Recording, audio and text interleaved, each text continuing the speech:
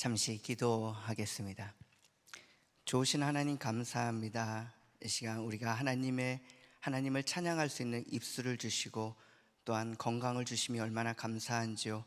이 시간 오직 하나님만 영광 받아 주시옵소서. 이 시간 작은 자가 주님의 말씀을 가지고 이 자리에 섰습니다. 혹 잘못 전하는 말씀이 있다면 저와 우리 성도님들의 머릿속에서 지워주시옵고 오직 살아계신 하나님의 말씀만이 숨쉬는 이 시간 되게 하여 주시옵소서.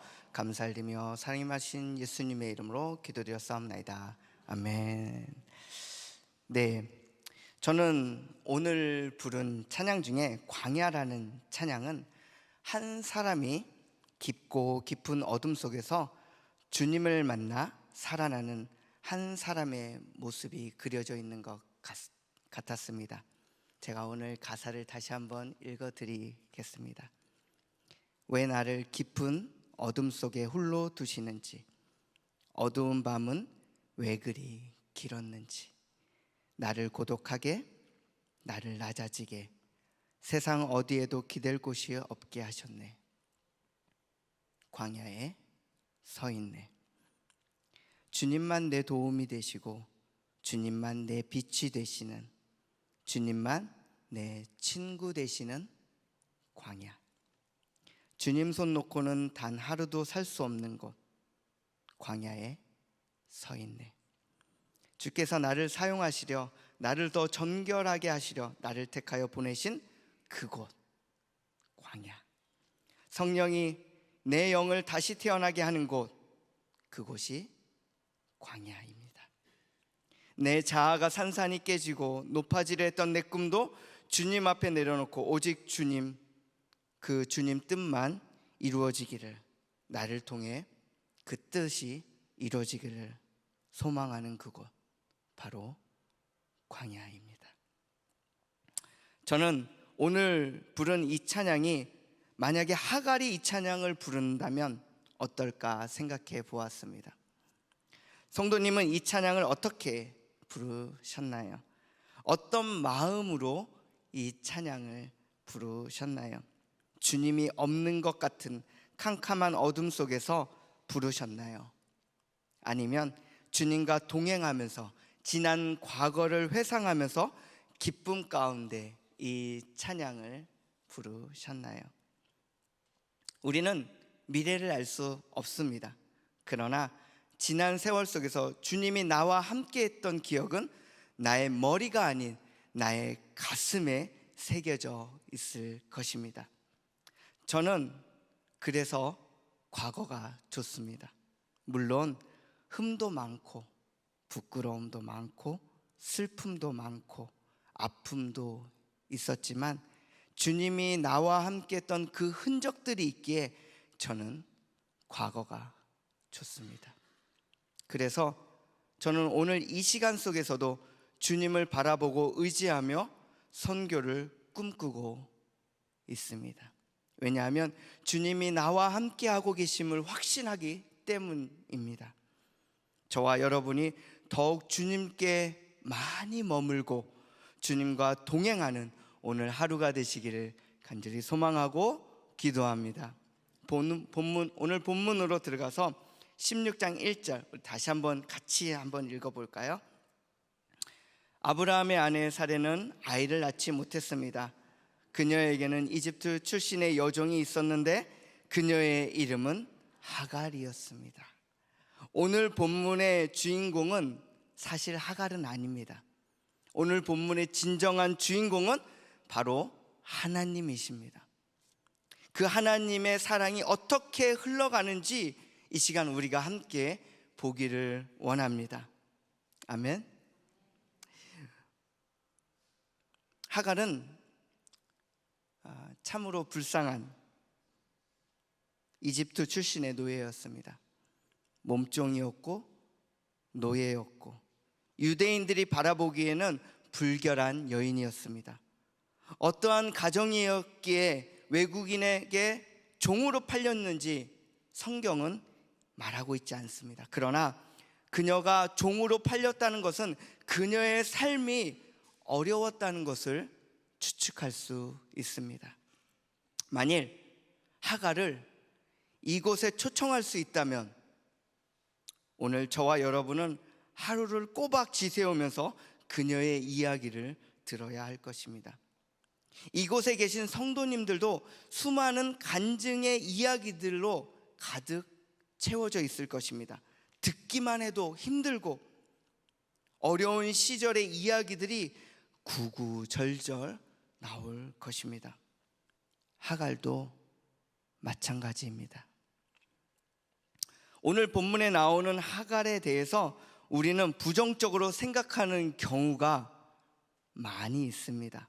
왜냐하면 이스마엘이 약속의 아들이 아니기 때문에 그렇습니다. 그러나 오늘 제가 여러분과 함께 나누고 싶은 하나님의 말씀은 하나님께서 하갈을 어떻게 만나주셨고 어떻게 은혜를 베푸셨는지, 그리고 인간의 눈으로 보기에는 보잘것없는 몸종 하갈처럼 보이지만 우리 주님은 그녀에게 다가가서 만나주시고 그 이야기를 통해서 우리의 인생과 비교해 보고 싶습니다. 때론 억울하고 때론 말 못하는 상황에 처하기도 하지만 그때마다 주님은 우리에게 말씀하고 계십니다. 여러분, 가룟 유다도 주님은 너무 사랑하셨던 것 같아요. 왜요? 그의 영혼을 보고 계셨기 때문입니다. 우리 옆 사람의 모습들이 보이지만 그 안에 참 하나님의 형상을 바라볼 수 있는 이 시간이 되기를 간절히 소망하고 기도합니다. 2절을 읽어드리겠습니다. 사레가 아브라함에게 말했습니다. 여호와께서 내가 아이를 낳는 것을 막으시니 내 여종과 동침하십시오. 그러면 내가 그녀를 통해 아이를 얻을지 모릅니다. 아브라함이 사레의 말을 들었습니다. 하갈이 욕심을 가지고 아브라함의 아내가 되겠다고 접근한 것이 아닙니다. 사레가 결정했고 아브라함이 동의했으며 하갈은 그 말을 거부할 수 없는 신분이었던 것입니다. 종이었던 것이었죠. 여러분, 한 명의 기독교인의 선택은 하나님의 계획과 연결되어 있습니다. 하나님의 첫 계획은 하갈이 아니었습니다. 그런데 인간의 계획이 하나님의 계획을 방해한 것입니다. 사레는 하갈을 몸종으로 데리고 있을 수 있는 부와 명예를 가지고 있었습니다. 16장 3절 보겠습니다. 아브라함의 아내 사레가 자기 여종인 이집트 여인 하갈을 데려다가 자기 남편 아브라함에게 아내로 준 것은 아브라함이 가나안 땅에 살기 시작한 지 10년이 지난 무렵입니다. 어느 날 자기 주인이 나타나서 오늘 저녁에 아브라함과 동침하라는 말을 남기고 사레는 자신의 방으로 들어가고 맙니다. 자신의 주인에게 어쩔 수 없이 그 자리에 서서 그 이야기를 듣기는 들었지만 아브라함의 품에 안기라는 말을 남기고 떠난 그 자리에서 하갈의 마음은 어땠을까요? 만약 하갈이 우리의 친구였다면 여러분은 하갈에게 뭐라고 말해주고 싶으십니까? 성도님, 사레가 하갈을 골랐을 정도면 꽤 괜찮은 인물이었을 것입니다. 사레에 대해서 공부하셨으면 좀 아실 수 있는데요, 결코 사레는 만만한 여인이 아니었습니다. 그런 여인이 자신의 대를 이어서 자녀를 낳을 대리모를 아무 생각 없이 뽑았을까요? 게으르고 나태하고 거짓말쟁이를 뽑지는 않았을 것이란 말입니다. 반대로 그녀는 성실했을 것이에요. 착했고 순종적이었고 꼼꼼했을지도 모르겠습니다. 어쩌면 매우 명석하고 똑똑했는지도 모릅니다. 이런 하갈의 어린 시절은 어땠을까요? 꿈도 있었을 것입니다. 여러분의 소년, 소녀 시절을 한번 돌아보시면 좋을 것 같습니다. 나중에 어른이 되면 하고 싶은 일도 많았을 것입니다. 멋진 남자와 데이트를 하거나 멋진 남자와 결혼하는 상상도 했을 것입니다. 맛있는 것도 먹고 싶었을 것이고 이쁜 옷도 입고 싶었을 것입니다. 지금은 종으로 있지만 나중에는 종에서 벗어나는 꿈도 가졌을지도 모르겠습니다. 이런 아름다움을 꾸고 꿈을 가지고 하루하루 열심히 생활하고 있는 한 소녀에게 다가와서 아브라함에게 들어가라고 말하고 있는 것입니다. 사례는 주님의 말씀을 기다리지 못하고 신뢰하지 못하고 인간의 방법을 선택하여 하갈을 아브라함에게 들여보낸 것입니다. 우리는 전적으로 하나님의 말씀에 대해서 신뢰가 있어야 할 것입니다.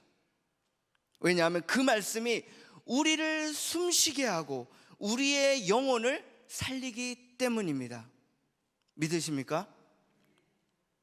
16장 4절에 보면 이렇게 기록하고 있습니다. 아브라함이 하갈과 동침하니 하갈이 임신하게 됐습니다. 자기가 임신한 것을 알게 되자 하갈은 자기 여주인을 업신여겼습니다. 하갈은 자신이 아브라함의 자녀를 임신한 것을 알고 사례를 업신여겼던 것입니다. 이것은 큰 문제 중에 하나가 되었습니다. 5절에 보면 그러자 사레가 아브라함에게 말했습니다. 내가 당하고 있는 이 고통은 모두 당신 책임입니다. 내가 종을 당신 품에 두었건만 이제 그녀가 임신했다고 나를 멸시합니다. 여호와께서 당신과 나 사이에 판단하시기를 바랍니다. 여러분, 사레는 지금 누구 책임이라고 말하고 있는 거죠? 바로 아브라함의 책임이라고 이야기하고 있습니다. 갑자기 번뜩이는 하나의 스토리가 생각나지 않나요? 아담과 하와의 이야기. 여러분, 사레와 하갈이 서로 싸운 것 같아요. 아무래도 하갈도 이제 임신을 했으니, 아브라함의 자녀를 임신했으니 한바탕 한 것 같습니다. 어쩌면 자신이 진짜로 아브라함의 아내가 될 수 있다는 희망을 가졌는지도 모르겠습니다.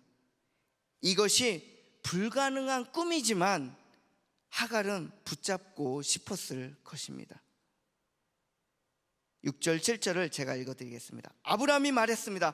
당신의 여종은 당신 손에 달렸으니 당신이 좋을 대로 그녀에게 하시오. 그러자 사레가 하갈을 학대했습니다. 하갈은 사레 앞으로 도망쳤습니다. 여호와의 천사가 광야의 샘 곁 곧 술길에 있는 샘에서 그녀를 만났습니다. 여러분, 하갈은 애굽으로 도망하려고 했던 것 같습니다. 여러분, 집을 떠나서 종으로 살던 사람이 돌아갈 곳이 어디 있었겠습니까? 자신의 고향으로 돌아가고 싶었을 것입니다. 마음의 고향, 보고 싶은, 어쩌면 엄마 아빠가 있는 그곳으로 돌아가고 싶었을 것입니다. 서럽고 외롭고 전화도 안 되는, 스마트폰도 없는 그곳에서 할 수 있는 것은 이를 악물고 고향으로 가는 것이었을지 모르겠습니다. 여러분은 우리의 본향이 어디라고 생각하십니까? 여러분, 이 땅에서 힘들고 외로울 때 무슨 생각을 하십니까? 저는 힘들고 어려울 때 하나님 나라를 생각합니다. 저 천국을 바라봅니다. 그러면 힘이 불끈불끈 샘솟습니다. 왜냐하면 천국에서 무엇을 할지, 어떻게 하면서 놀지를 생각하니까 마음이 두근두근 거리는 거예요. 혹시 여러분 군두운 아시나요? 손오공이 타고 다니는 그 군두운 모르시나요? 구름 타고 이렇게 다니잖아요. 사실 그거 제 거거든요. 제가 손오공에게 잠시 빌려준 건데, 저는 천국에 가면 바로 그 군두운을 뺏어서 바로 안드로메다로 싹 가서 한 1만 년 정도는 쉬려고 생각하고 있습니다. 그러니 천국 가서 저는 찾지 말아주시기 바랍니다. 뿐만 아니에요, 제가 피아노를 되게 소리를 좋아하거든요. 근데 못 쳐요. 그래서 천국 가면 한 1만 년은 피아노만 배우려고요. 그럼 얼마나 잘 칠까요? 제가 첼로 소리를 되게 좋아하는데 첼로 한 1만 년 치면 그래도 어메이징 그레이스 정도는 칠 수 있지 않을까요? 이렇게 킬 수 있지 않을까요? 전 그 천국을 바라보면서 나의 본향이 얼마나 기쁜 곳인지를 마음속에 가다두고 있습니다. 16장 8절에 보면 여호와의 천사가 말했습니다. 사라의 종 하갈아, 내가 어디서 왔고 어디로 가느냐? 그녀가 대답했습니다. 저는 제 주인 사례를 피해 도망하고 있습니다. 하나님은 우리의 이름을 아십니다. 어디서 왔는지 알고 계시며 그리고 어디로 갈지를 아시는 분입니다. 그분이 바로 우리의 주인이 되시고 만물의 주인이신 주님입니다. 다시 말하면 나의 이름을 안다는 것은 나를 전인격적으로 아신다는 것입니다. 마음의 중심을 보시는 주님께서 나의 마음 속을 아신다는 것입니다. 다시 말하면 나의 더러운 것들, 욕심, 욕망, 미움, 시기, 질투, 다툼, 그리고 어디서 왔느냐는 우리의 출생을 아신다는 말처럼 저에게 다가왔습니다. 하갈이 어디에서 태어나서 어떻게 살았는지 사람들은 모르지만, 아니 관심도 없지만 우리 주님은 다 아신다는 것입니다. 여러분이 말 못하는 상황까지도 주님은 다 알고 계신다는 것입니다. 그래서 우리는 사람이 아니라 우리의 마음을 주님께 토로해야 하는 것입니다. 그때 그 주님이 나의 인생을 송두리째 책임져 주실 것입니다. 그래서 지금 이 자리에 온 것도 여러분의 의지로, 계획으로 왔다 할지라도 하나님의 섭리의 계획 안에 있는 것인 줄 믿습니다. 왜냐하면 우리의 발걸음을 인도하시는 분은 누구? 하나님이시기 때문에 그렇습니다. 그런데 오늘 도망치는 사례 앞에 그 길목에서 기다리고 계셨던 분이 계십니다. 누구죠? 바로 여호와의 천사가 기다리고 있었습니다. 하갈이 여호와를 찾은 것이 아니라 하나님이 찾아간 것입니다. 여러분의 삶에 있어서도 사실 여러분이 하나님을 찾은 것이 아니라 하나님이 여러분을 찾아가 주신 것입니다. 하나님은 우리의 계획을 아실 뿐 아니라 우리에 대한 계획을 가지고 계신 분이십니다. 하갈의 인생이 우리의 눈으로 볼 때는 노예 신분이지만 그 가운데 주님이 찾아가 주셨기에 그의 인생에 소망이 생긴 것이라 생각합니다. 오늘 본문에 나오는 하갈이 그렇습니다. 우리의 인생에서 주님을 빼면 남는 것이 무엇일까요? 우리의 자랑할 것이 무엇이 있을까요? 주님의 평안과 기쁨과 사랑을 우리의 인생에서 빼어내버리면 과연 우리는 무엇이 남아있을까요? 그런데 그 주님이 지금 하갈에게 말을 걸려고 하는 순간입니다. 9절을 같이 한번 읽도록 하겠습니다. 16장 9절입니다. 우리 함께 볼까요? 시작. 그러자 여호와의 천사가 하갈에게 말했습니다. 내 여주인에게 돌아가서 그녀의 명령에 복종하여라. 이것이 도대체 무슨 말입니까? 종의 신분으로 돌아가라니요. 그 학대받던 그 시절로 다시 돌아가라니요. 참으로 어려운 말씀을 하십니다. 그러나 주님은 그것이 하갈에게 복이라는 사실을 말씀하고 있는 것 같습니다. 내 생각과 마음에 다가오지 않더라도 주님의 말씀을 따라가는 것이 복입니다. 아멘.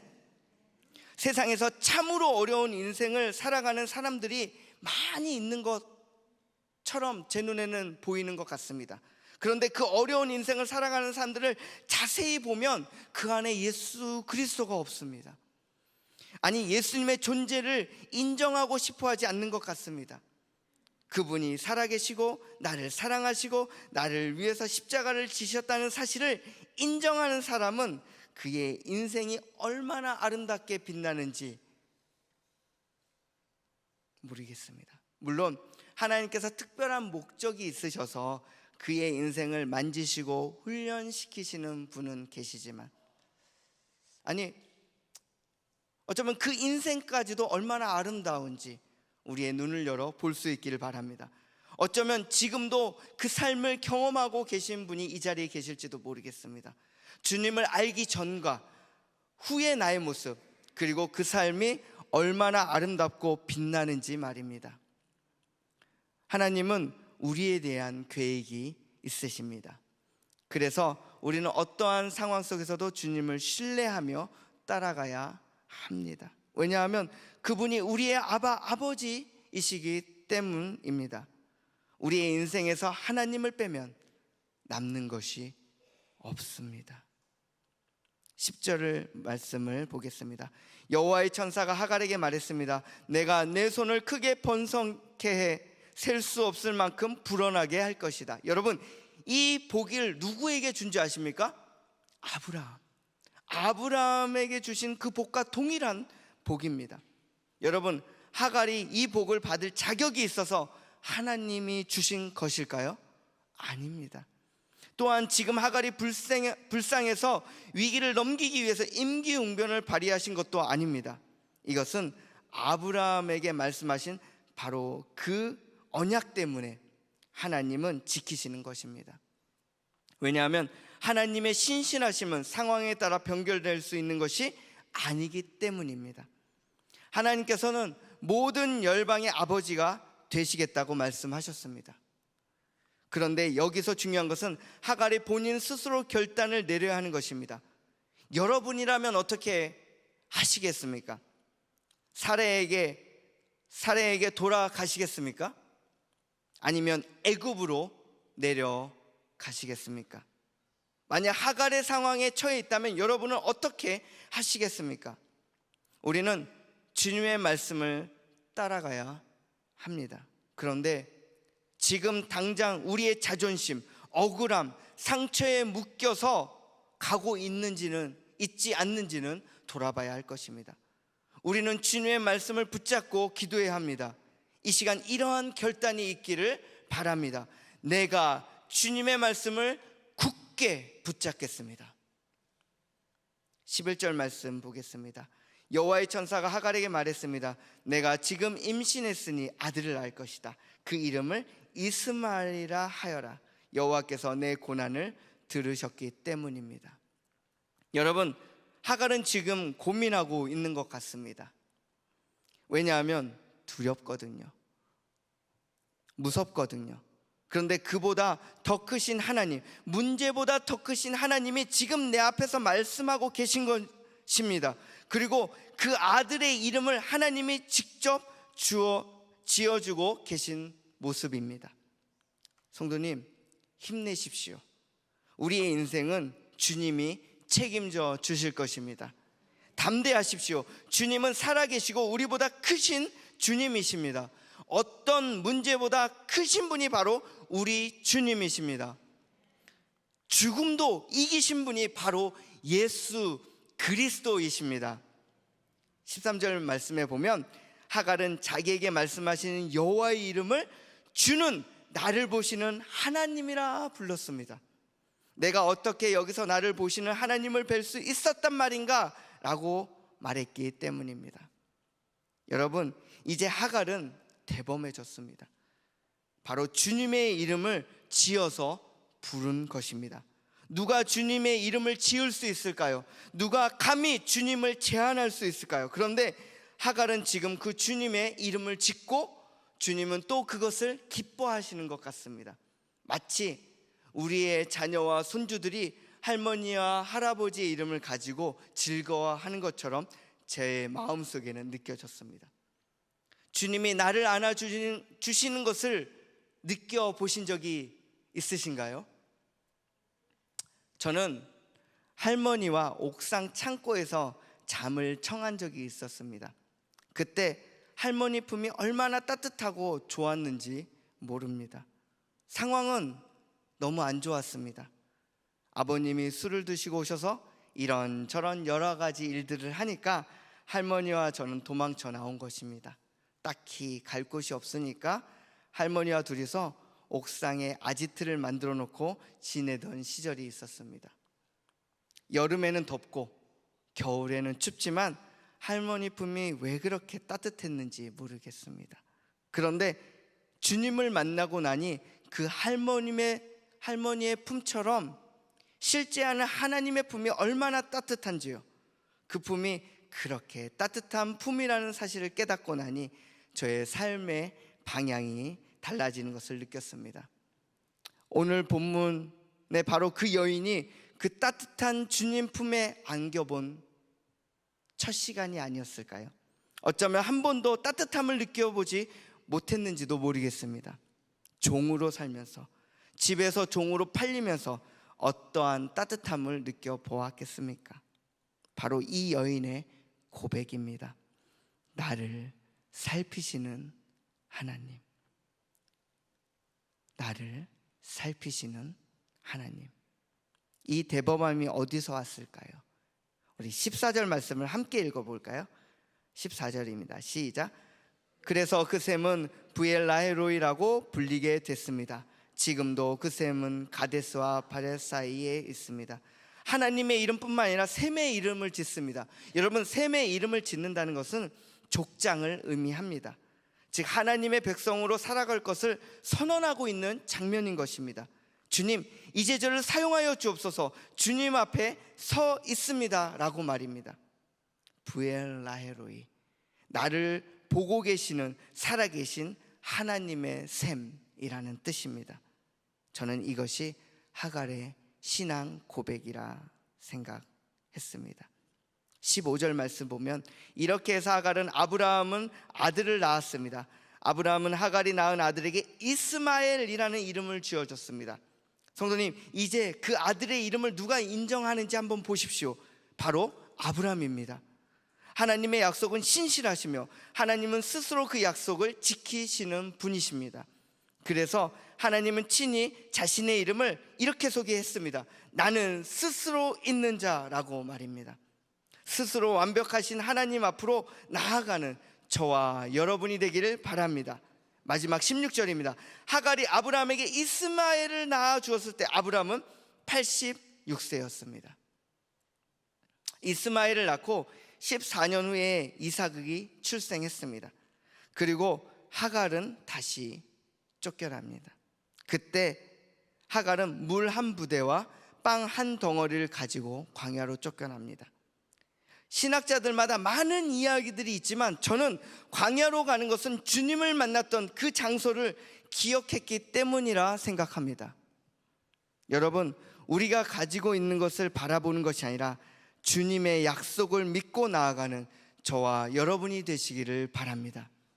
비록 가진 것은 빵 한 덩어리야 물 한 부대일지라도 저와 여러분에게는 소망의 하나님이 살아계십니다. 이 시간 우리는 다 같이 이렇게 선포하며 나아가기를 원합니다. 주님은 여전히 나의 하나님이십니다. 우리 함께 고백해 볼까요? 주님은 여전히 나의 하나님이십니다. 한 번 더, 주님은 여전히 나의 하나님이십니다. 여러분, 오늘 하루 지나기 전에 이 함께 하시는 하나님을 시편 42편을 읽으시면서 함께 보내면 어떨까요? 다만 숙제는 아닙니다. 하나님이 여러분과 함께 하시다는 말씀을 읽으면서 오늘 하루를 함께 보냈으면 좋겠다는 저의 소망이 담겨져 있습니다. 이 시간 우리 함께 기도하기를 원합니다.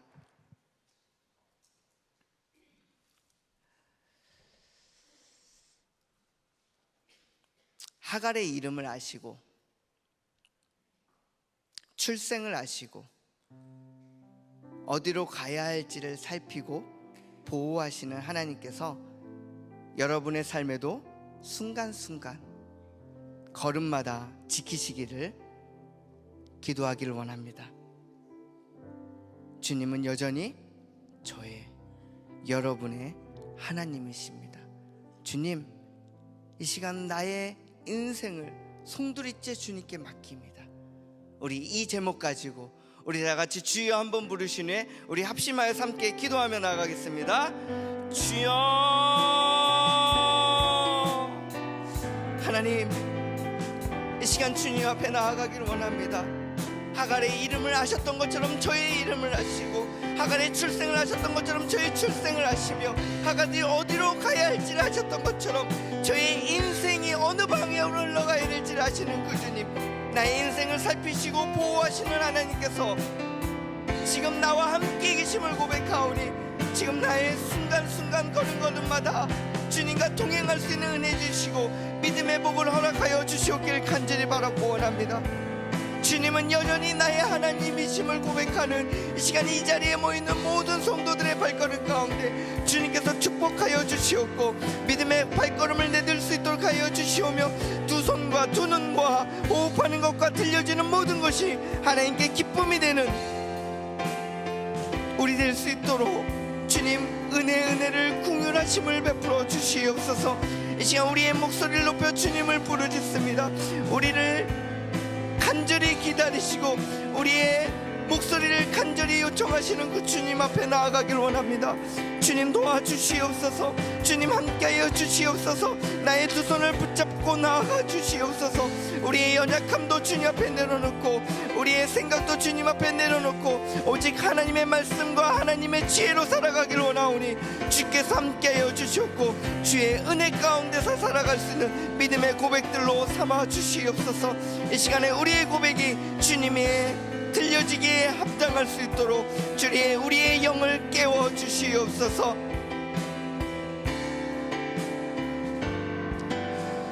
우리 두 번째 기도 제목 가지고 한 번 더 기도하며 나아가겠습니다. 우리 영종 온누리교회를 위해서 함께 기도하기를 원하는데요, 주님, 이 영종 온누리교회가 온전히 주님께 집중하는 교회가 되게 하여 주시옵소서. 온전히 주님만 바라보는 교회 되게 하여 주시옵소서. 우리 이 시간 주여 한번 외친 후에 우리 한번 합심하여서 우리 영종 온누리교회에서 함께 기도하며 나가겠습니다. 주여, 좋으신 하나님 감사합니다. 하나님, 영종 온누리교회가 여기 있습니다. 주님이 사용하시기에 가장 편안한 교회 되게 하여 주시옵고, 주님이 마음이 담겨져 있는 교회 되게 하여 주시옵고, 주의 복음이 흩어지는 교회 되게 하여 주시옵소서. 온전히 주님께 집중하는 교회가 되게 하여 주시옵고 온전히 주님만 사랑하는 교회 되게 하여 주시옵소서. 주님, 부족하고 연약합니다. 주님이 없이는 할 수 없음을 고백하오니 우리의 계획하는 하나하나 주님께 온전히 내어드리고 주님의 지혜를 간구하며 나아가는 영종 온누리교회 되게 하여 주시옵소서. 이 시간에 그 축복된 인생을 걸어갈 수 있도록 주님의 함께 동행하는 교회 되기를 원하오니 주님 사랑으로 붙잡아 주시옵소서. 은혜 가운데 우리의 마음을 붙잡아 주시옵기 원하오니 사랑의 하나님, 그 능력의 하나님 앞에서 우리가 세워지고 나눠질 수 있도록 주님 도와주시옵소서. 세상 가운데 복음으로 사는 사람들이 이곳에 있습니다. 주님, 이곳에 모인 우리들이 주의 복음의 말씀을 붙잡고 살아갈 수 있도록 은혜를 복의 복을 도하여 주시옵소서. 참 좋으신 하나님, 하나님이 찾으시는 그 예배자가 이 자리에 있습니다. 이 시간 우리의 기도를 드시고 우리의 마음을 토로하는 것을 들으시는 그 하나님 앞에 나왔사오니 이 시간 우리의 마음을 만지시고 회복시켜 주시옵소서. 온전히 주만 바라보는 두 눈이 되게 하여 주시옵고 주의 음성에 귀 기울이는 두 귀가 되게 하여 주시옵고 그 하나님의 사랑을 전하는 입술이 되게 하여 주셔서 우리의 발걸음이 닿는 그곳마다, 우리 두 손이 행하여 주는 그곳마다 하나님의 역사가 일어나는 것을 볼 수 있도록 축복하여 주시옵소서. 지금은 우리 주 예수 그리스도의 은혜와 하나님의 그 크신 사랑하심과 성령님의 감화 감동 교통 새롭게 하시는 역사가 오늘 말씀 가운데 주님의 말씀만 붙잡고 나아가기로 고백하고 결단하고 나아가는 하나님의 귀한 자녀들 머리 위에 온누리교회와 세계 열방 가운데 복음을 전하시는 선교사님들과 북한의 형제 자매들과 전쟁과 기근으로 고통받고 있는 이들 머리 위에 이제로부터 영원까지 함께 하시기를 간절히 축원하옵나이다. 아멘.